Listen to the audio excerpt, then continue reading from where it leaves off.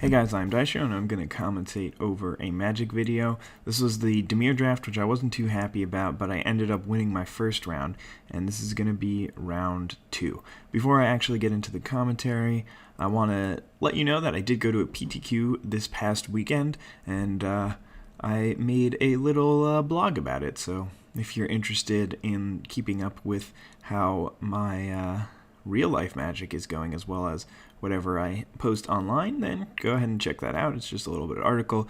There will be a link to it in the description. So if you are interested in that, then go check that out. Otherwise, you can just see me drawing all these islands. So I kept a hand with 3 islands maybe on the play, or the draw on the play. And I had a Metropolis Sprite and an Agoraphobia, so I figured that was probably okay to keep. And then I kept drawing some islands, so that was really annoying, because I would have rather drawn blue spells or swamps, but I keep drawing islands. So it puts me in not such a great position, especially since his deck is, or what it looks like from here, is just super slow Simic, where he's just trying to build up an invincible board position, and that's the Simic deck that I'm not as big of a fan of. It sort of works like a combo deck, where once they get out their Ivy Lane Denizens and all their evolved creatures, or even a Zamek Guildmage, then they just basically start comboing off and doing ridiculous things, and putting you in a position which makes it impossible for you to win. So that's, I mean, after talking about it like that, it kind of makes it sound like an awesome deck, but I'm not really a huge fan of that deck. So actually, we need to talk about, it must happen, talk about an interesting play here. So my opponent left blue-green open after not casting any 1-drops or 2-drops. He cast a 3-drop and then a 4-drop. So this makes me think that he might have a Shamble Shark here, and if he does, then casting a Dimir Charm on his Ivy Lane Denizen is just a terrible, terrible play, and it will pretty much lose me the game, because then he can flash in a Shamble Shark, get the green creature bonus, and then give Ivy Lane Denizen a counter, and then my Dimir Charm does nothing.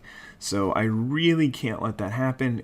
What I would rather do is wait for him to flash in an end step, and then I can Dimir Charm the Shamble Shark, but instead I just play a Duskmantle Guildmage just because I don't want to lose to that. So if you are able to see closely enough at his latest draw, turns out that that was a Shamble Shark. So he didn't have a Shamble Shark in hand until this point. So when he didn't flash it in at end step, I'm just like, okay, well, I guess I don't have to play around Shamble Shark anymore, because he definitely doesn't have one. And then the fact that he didn't have one last turn and just drew one this turn, I think you guys can get a little hunch of where this is going to be going in just a second. But anyway, he's going to play a Wasteland Viper here, and again, he's just doing his little combo thingies, making his Croconaur a bit even bigger. So this is what, a 4/7 Croconaur, just about as gigantic as you can ever expect it to get. He's going to hit me from 4 down to 13, and it's really not looking too promising for me. If I had gotten off to an aggressive start, then maybe I would have stood a chance, but still, Croconaur on 3, Ivy Lane Denizen on 4 to evolve it is a pretty good defensive setup that he's got going on. But anyway, I briefly mentioned it earlier, but the type of, the type of Dimir deck that I like, the type of Simic deck that I like is the one where you're playing Cloudfin Raptors or Experiment Ones on 1, Shamble Sharks and Dracewing Crisis. It's just things that get in really quickly and really efficiently, and then have some sort of like pit fight for removal if you can. Hands of Binding works as well, and maybe a Spell Rupture. But anyway, he's going to flash in his Shamble Shark now, and this is just super surprising to me. I either think that at this point in the game, I was thinking, man, did he really just outplay me that hard that last turn when he had blue-green open at end step, he didn't cast it, and like now he's casting it? But I think it turned out that he had just drawn it. I saw that draw, so that was unfortunate. He's going to play another Croconaur, and I mean, just after turn 3, he's been playing a green creature every turn, and that Ivy Lane Denizen has just been going to town on me. So it really doesn't put me in a great position. And I mean, he can just basically attack here, and he's just got so many gigantic creatures that there's really not much I can do other than like block or chump block. Because I mean, right here the obvious block is just to block the Shamble Shark, so they'll trade. But I mean, he's still got what, a 4/6 Ivy Lane Denizen and a 4/7 Croconaur. I mean, he's also got a Gore Clan Rampager here for me, so I mean that's just going to be enough for me to scoop it up. If I had gotten off to an aggressive start, then it could have been a little different. If I had been able to just Dimir Charm his Croconura or his Ivy Lane Denizen right away, then those would have also both helped, but I'm not sure if I would have won that game regardless. So anyway, starting off on 2 lands here, again, I've got a Devour Flesh in hand, so I figure that it makes sense to keep, but unfortunately I drew the absolute worst card. I drew a Biomass Mutation. So not only is it a card that I can't cast, but it is a card that is really bad in this situation. So anyway, he's just going to play a Fathom Mage, and luckily I have the Devour Flesh for it. And the reason why Biomass Mutation is really bad when you don't have a lot of lands is because then the most you can do by the end of the game is make your dudes like 3/3s or something like that. So anyway, he's going to tap 5, or no, he's going to retreat, and then tap 4 and play... Sorry, I don't remember what this was, what happened in this game in Ivy Lane Denizen. So I am just going to play a Beckon Apparition at end step, and here comes my awesome beatdowns, because this is this is the power level that my deck creates. I can play Beckon Apparition and then Hands of Binding his creature, and then I can attack and Hands of Binding him again, so I get to tap down his Ivy Lane Denizen twice, take him down back to 20. He gained 1 from that Devour Flesh, so I'm definitely being sarcastic. It's obviously not a very powerful play to Beckon Apparition at end step and then Hands of Binding. If he has 1 Croconura here, then I'm just in terrible shape, but he's just going to play a Frilled Oculus here, and then I think he's going to ship the turn right back. So now I have a decision. I can either tap down the Frilled Oculus, which will hit me for more, but he has to put mana into it, or I can just keep the Ivy Lane Denizen tapped and make him put some mana into it. So I'm going to Hands Binding his Ivy Lane Denizen again. I don't know if that was the right choice, but now here I'm just going to play Course Blockade, but he's going to Spell Rupture that. So, I mean, I think it was more of just mana efficiency as the reason as to why he Spell Ruptured it there, rather than...